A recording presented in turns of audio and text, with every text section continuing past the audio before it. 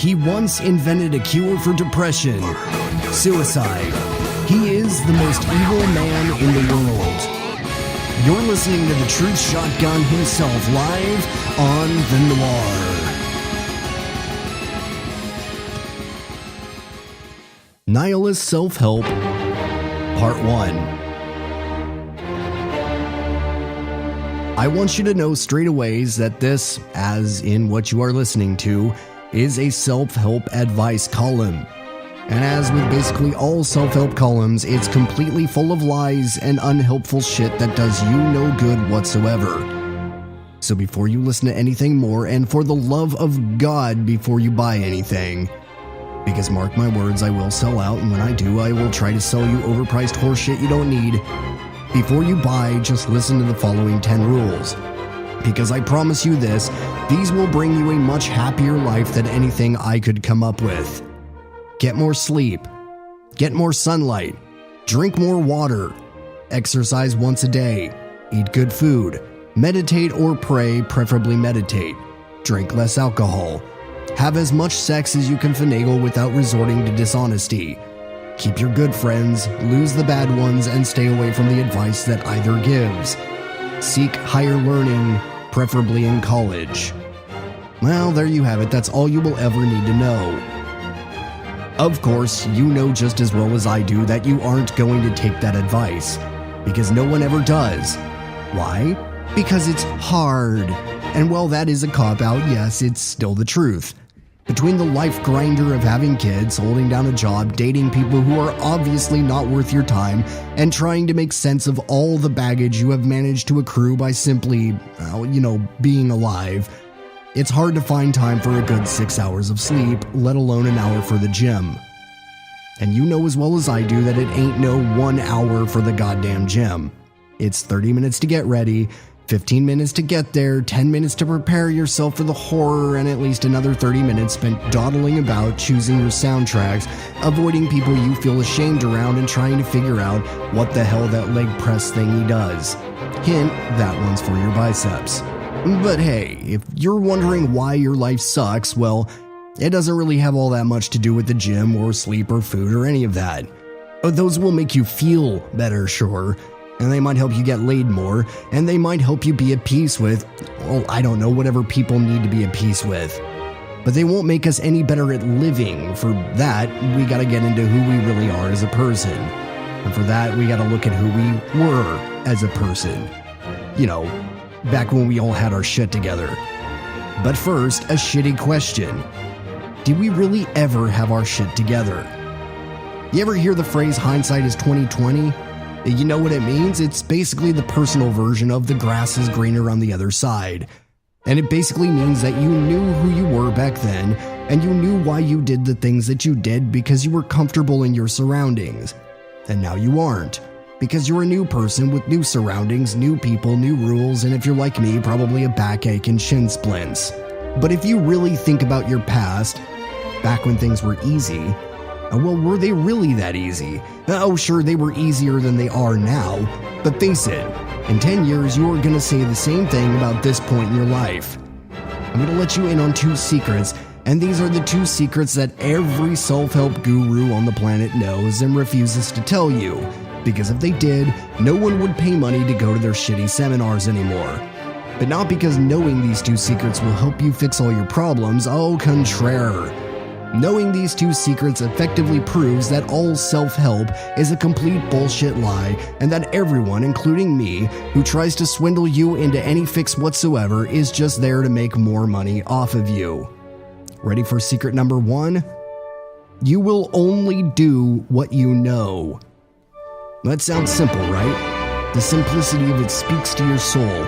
You know your friends, you know your job, you know your apartment or house, you know your car, your dog, No, I'm not talking about that simplistic shit. I'm talking about your childhood, the way you were raised. If you were raised with a big, loving, middle-class family that showered you with affection and made sure you took violin, dance, and softball lessons, and helped you with your homework, well, chances are you aren't the person listening to this podcast.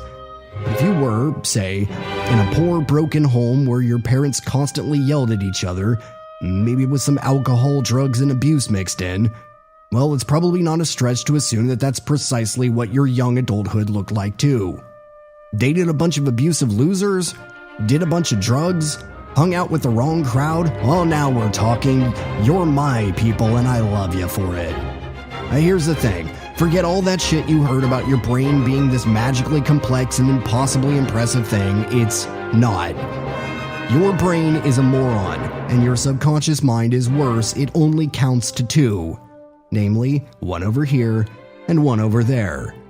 Your subconscious mind only has two columns, knowns and unknowns, aka things you are familiar with and have thus survived so far, and everything you don't know, which are all things that could potentially kill you.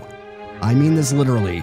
Everything you aren't intimately familiar with is going to literally kill the literal shit out of you, literally. Figuratively, of course. And your brain is constantly doing this silly pseudo checks and balances shit. One over here, one over there. One over here, one over there. Had an abusive father? Check. We know that abuse won't kill us, so let's stick to that. Had an alcoholic mother? Check. We now understand alcohol, so let's keep that one around. Just met a nice man who treats you right? What the hell does he have up his sleeve? He must be planning something. Something about him just makes me nervous. Something unmanly. So fuck him. Send me the wife beater shit stain with the coke problem and barbed wire tattoo that knows how to stomp my shit just like daddy did. Does this sound familiar? Well, of course it does. So the next time Susie Trackmark slobs some trucker knob in a back alley trash brothel, go easy. We're all animals after all. Just be glad you didn't have it that bad. Of course, birds of a feather are what they are. And if you are anything like everyone else, you probably found your way into a group of young people that were all doing the same shit you were doing, reinforcing that view that you are the people you are surrounded with. And this carries on into young adulthood, where you discover bands that aren't Nickelback and finally know a decent drug dealer or two. It was love in a trash can, coke orgies for days, mosh pits as far as the eye could see filled with dicks and tits in a desert swelter, bodies smacking against each other in a greasy, filmy din of sex-crazed hypermost until the punishment of morning, where the reality of bathing is washed away with a Percocet slushie and some illicit tramp stamp strange. Let me tell you, if your pill bottle says do not take with alcohol, that motherfucker is lying to you. But I suppose at some point it has to beg the question, is all of this really good for you? And the answer is, of course, an emphatic, who gives a shit? You're not only having a blast, but your brain is telling you to keep doing it. Suck up that life, my friend, live while you still can, and of course, even if all that Carpe Diem gather ye roses FOMO nonsense is a little trite, it is true. You will be dead one day.